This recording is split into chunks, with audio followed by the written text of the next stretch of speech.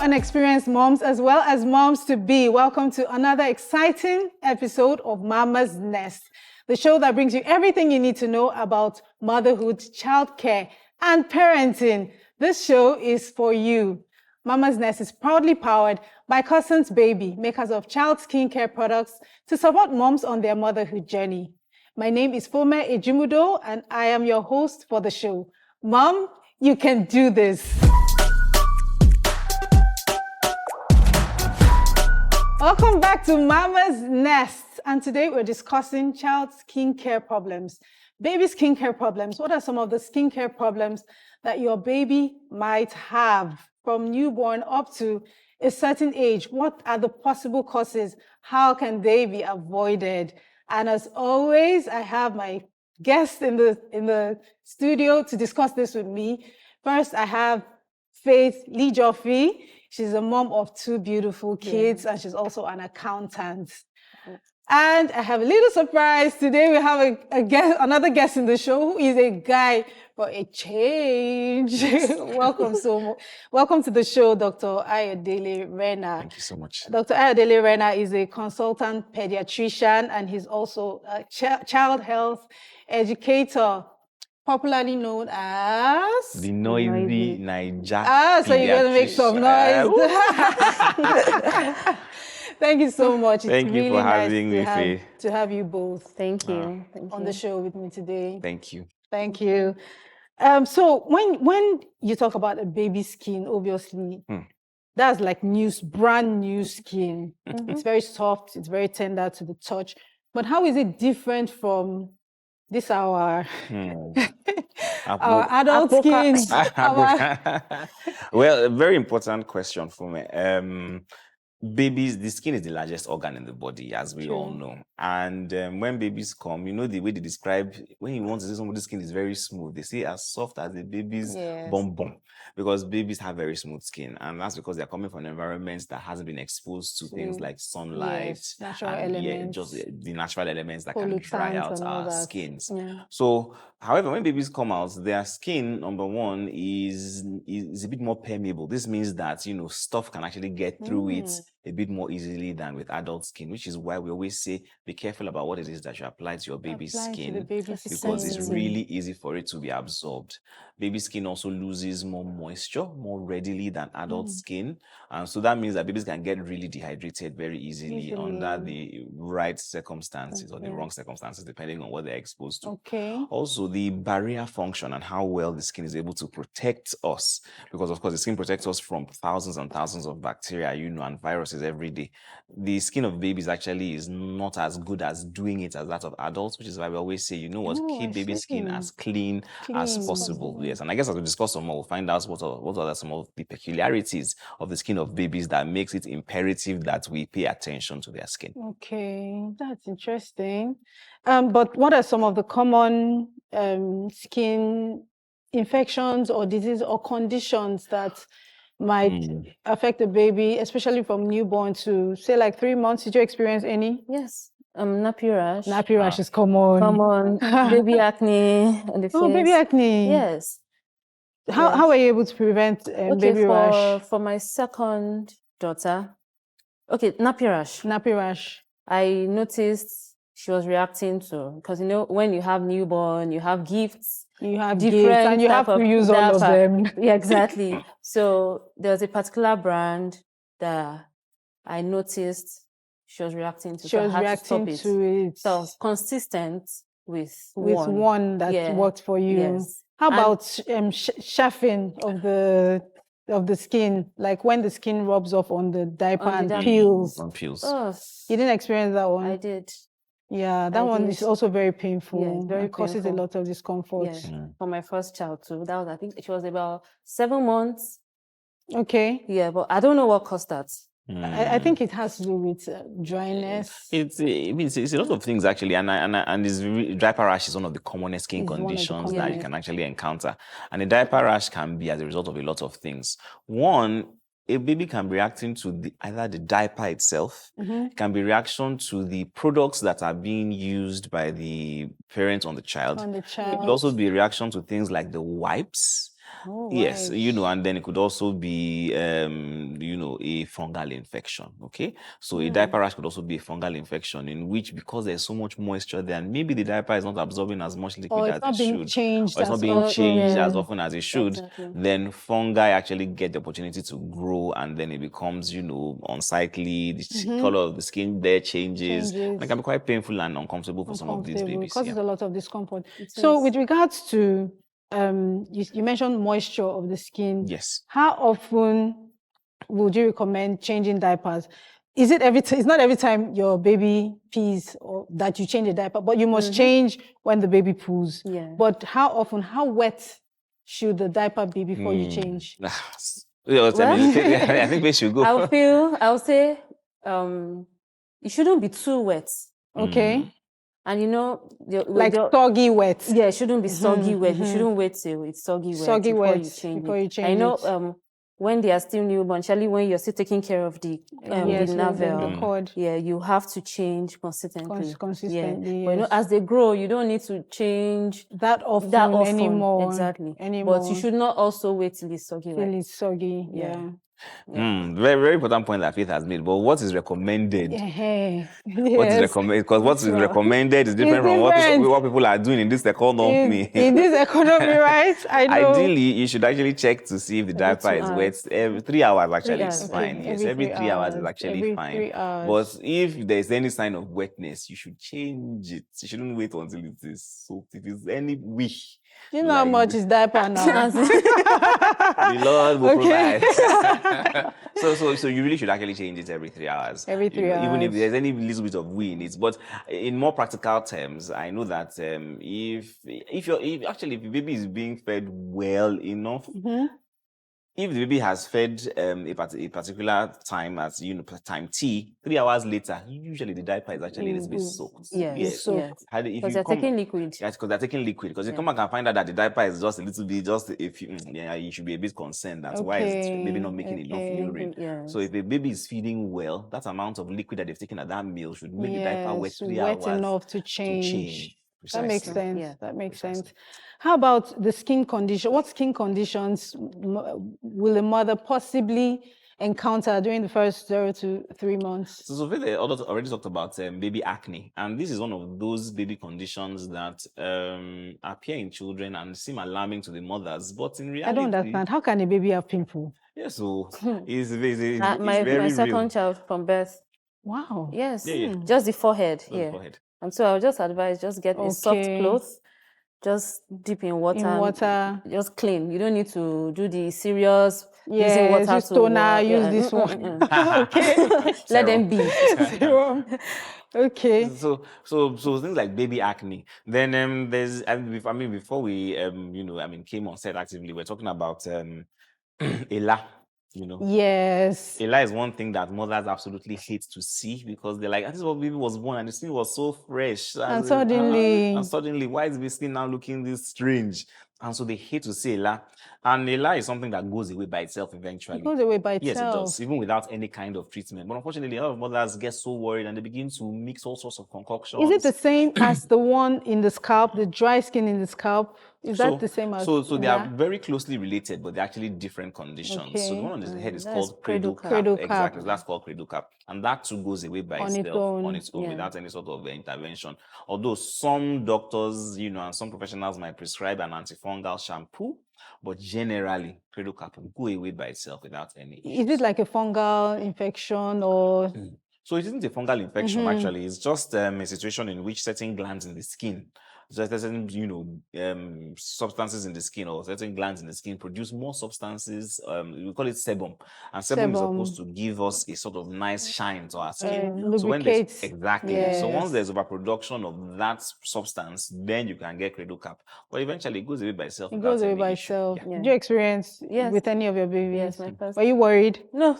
It was even fun for me because I just take the comb. I'm not the only one. I was obsessed. I'm beginning to take it out. I was always combing it out, and sometimes I'll put oil to soften it, and then I'll just spend my time combing it out. So I'm not the only one. Oh, I'm happy to hear that. But what causes generally? What might cause these skin conditions? We've already established that nappy rash could be caused by a wet diaper fungal infection, you also just established that the cradle cap is overproduction of sebum.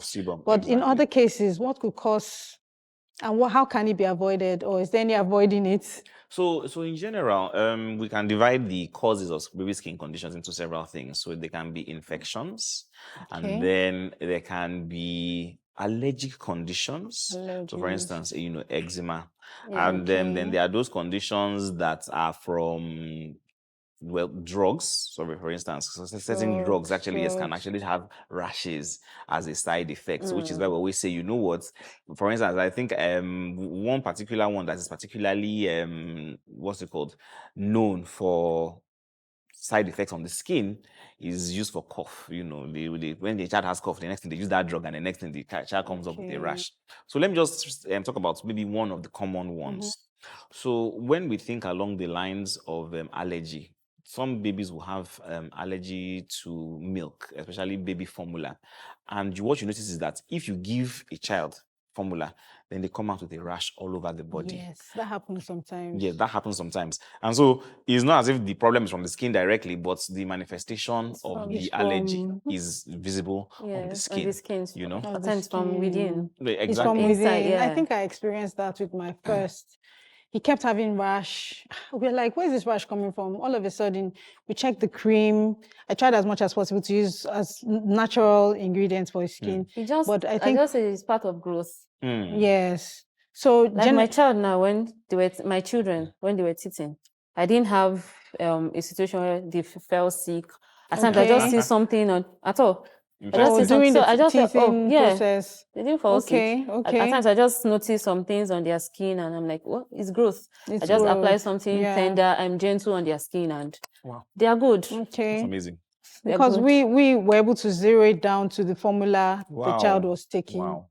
And then we had to discontinue it. So I think as a mom, you also need to pay attention. Check if you have introduced any new. So I'll just say consistency. And for mothers who are breastfeeding as well, sometimes what the mother is taking. Yes, that's also another. Can get into the breast milk. Yes. Can get into the breast milk, drugs, and some things that, especially drugs, even sometimes when you are taking a particular drug, they tell you can't breastfeed for a while. The other thing I wanted to talk about is when it comes to care for the babies, especially the temperature of water that they are using to bathe babies. I find out that when we use water that is too hot, there's a tendency for us to actually dry out the skin of babies and clear the protective layer of sebum on the skin. Or overbathe. And that just over scrub sometimes.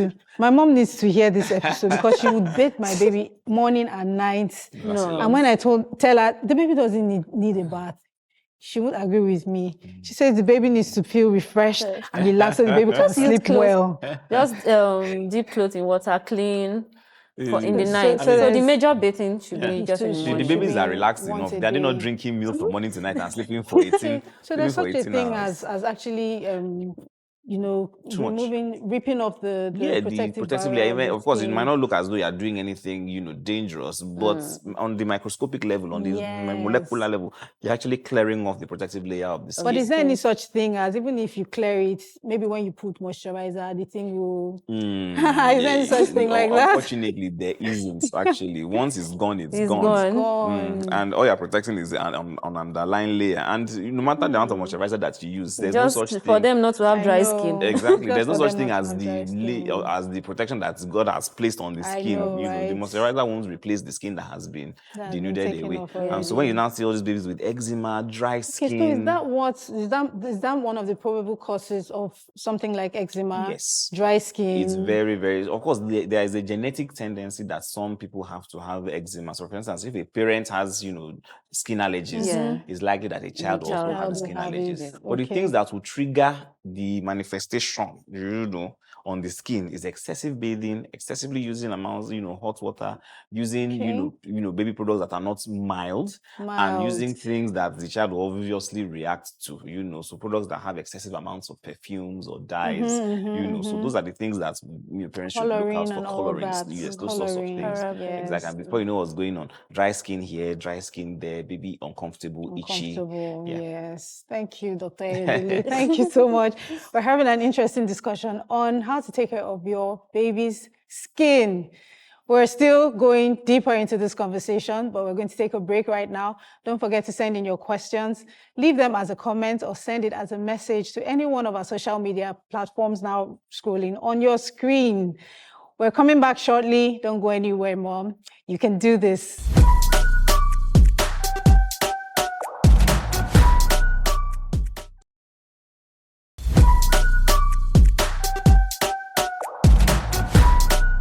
We are back. It's still Mama's Nest, proudly powered by Cousins Baby, makers of child skincare products to support moms on their motherhood journey. And I'm still here with my guest, Dr. Ayodele, the noisy Niger pediatrician. We've been making some noise here on Mama's Nest. And Faith, thank you for joining us once again. Thank you. So tell us, Dr. Ayodele, we didn't talk about heat rash. Heat rash is very, very popular, especially considering our weather.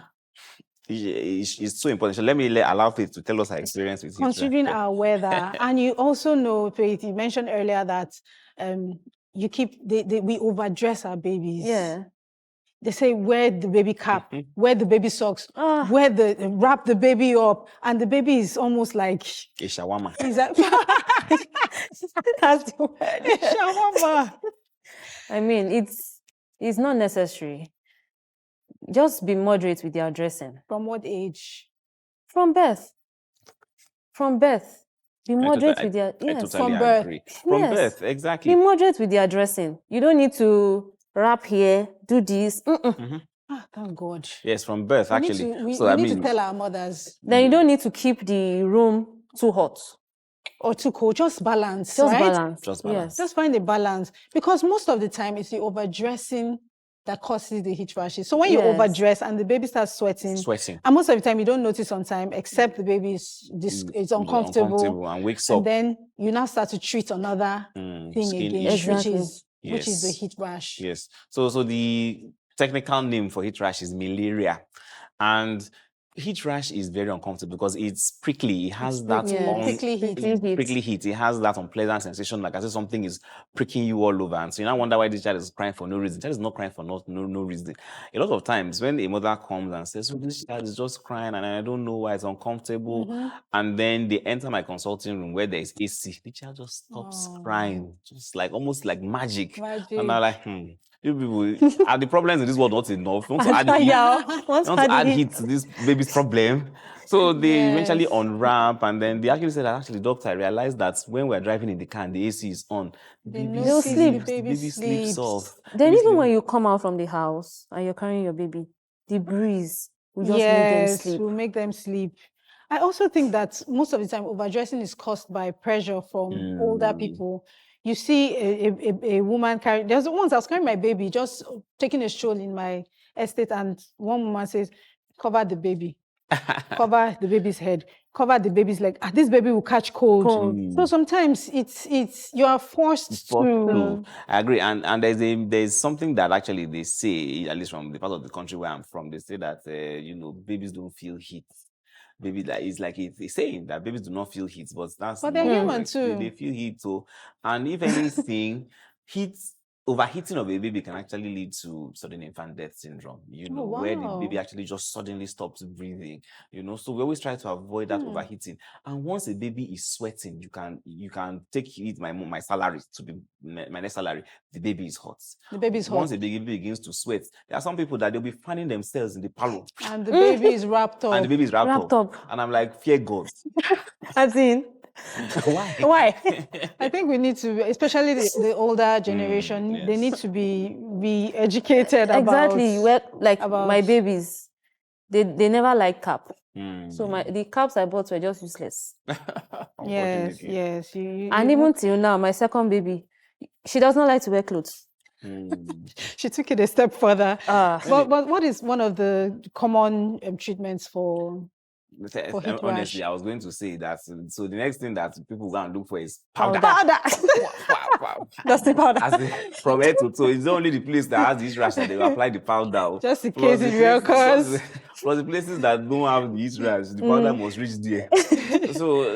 But powder actually does not actually work for heat rash. It doesn't cure it. It doesn't cure it though. What they say is that it gives a sort of like soothing sensation and some form of relief. But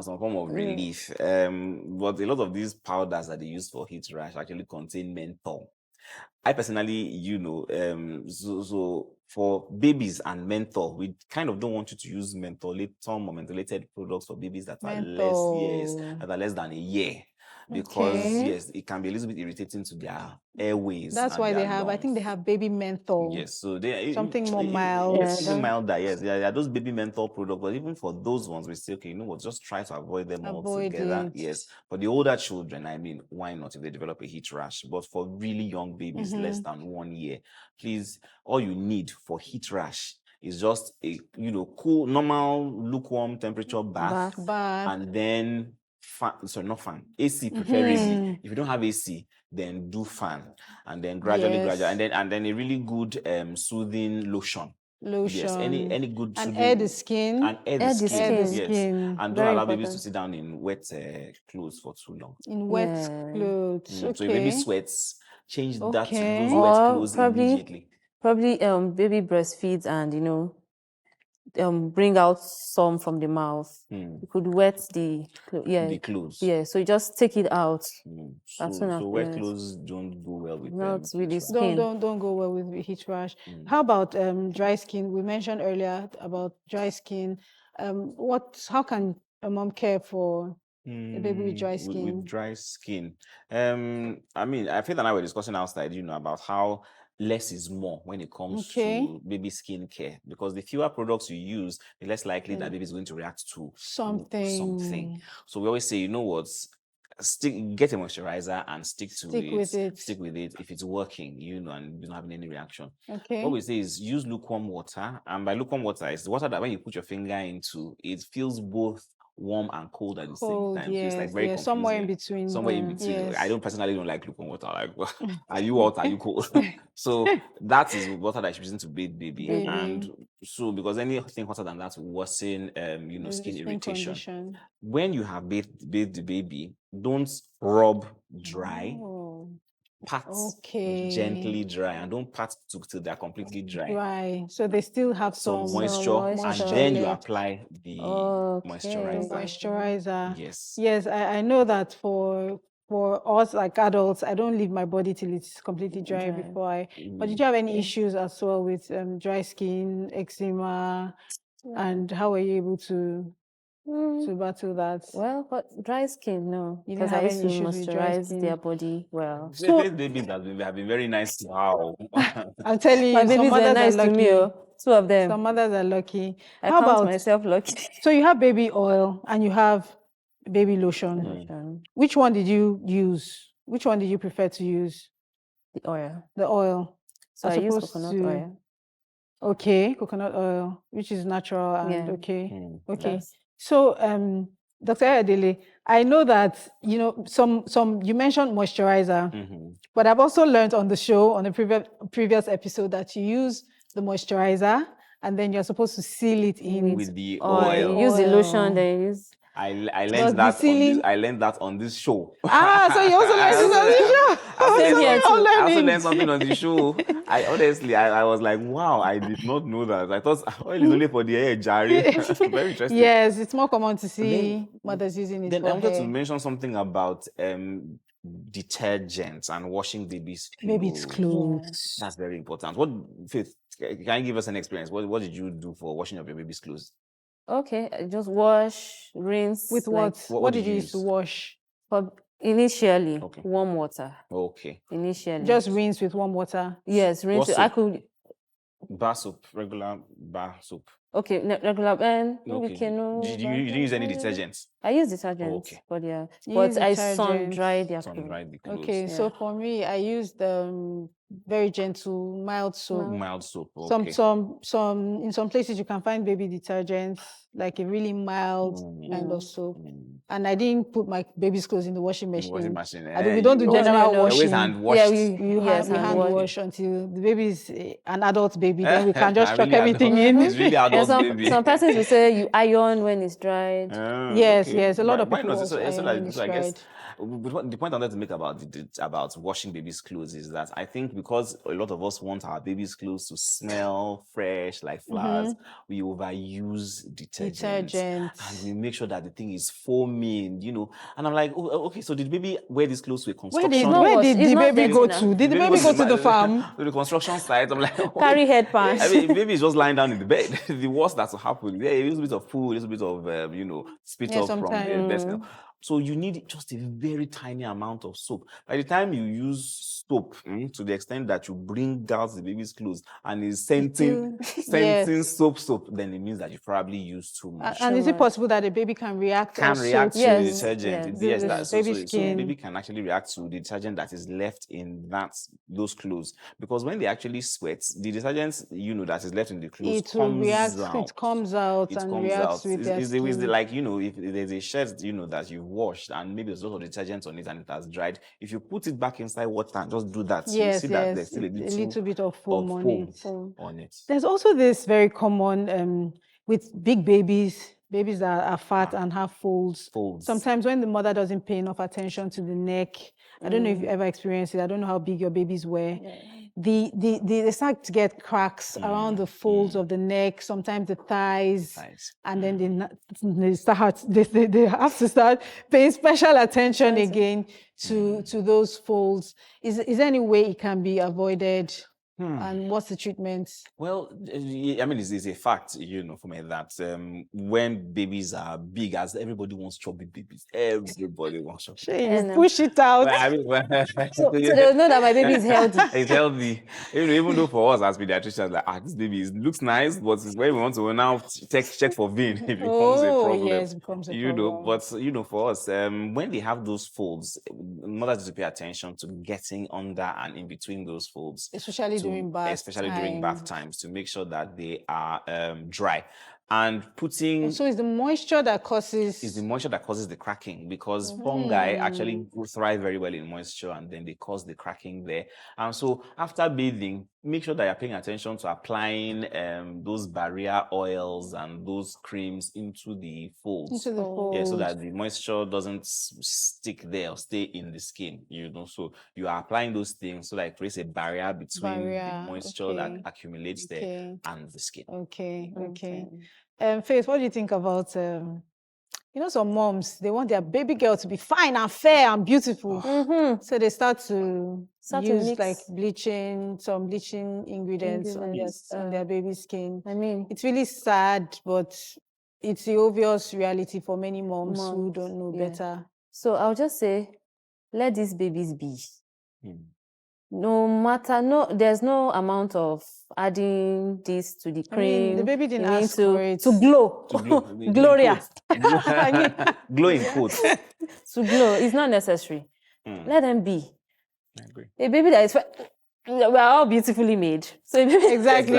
So, and complexion is something that is genetically inherited. Kate was telling me about her baby that was born a little bit darker, and now my two girls they're light. You even wonder, are you the one that gave birth to these girls? Yes, because I'll say maybe Jean from my side, because my husband is ebony, so he's dark, so I can't even trace it towards there. But so just let these children be. They didn't ask for it; like they really don't care. Yeah. Exactly. They're light skinned or they're dark. And the thing about it is that I've even actually heard about some caregivers mixing their baby's regular cream with, certain triple therapy creams and certain things that should be used for treatments for skin conditions, just so that the skin can become lighter in color. And I'm like, it's absolutely unnecessary. And these drugs actually have side effects. It's like hormonal disruptions, so hormones that should be produced in the body if those things are absorbed by the skin, the body just stops producing those hormones because the body is seeing that It's already the recognizing steroid is already it. recognizing the steroid in the skin as, oh, okay, she's already producing hormones, so I'm not going to not doing bother. again. I'm not doing again.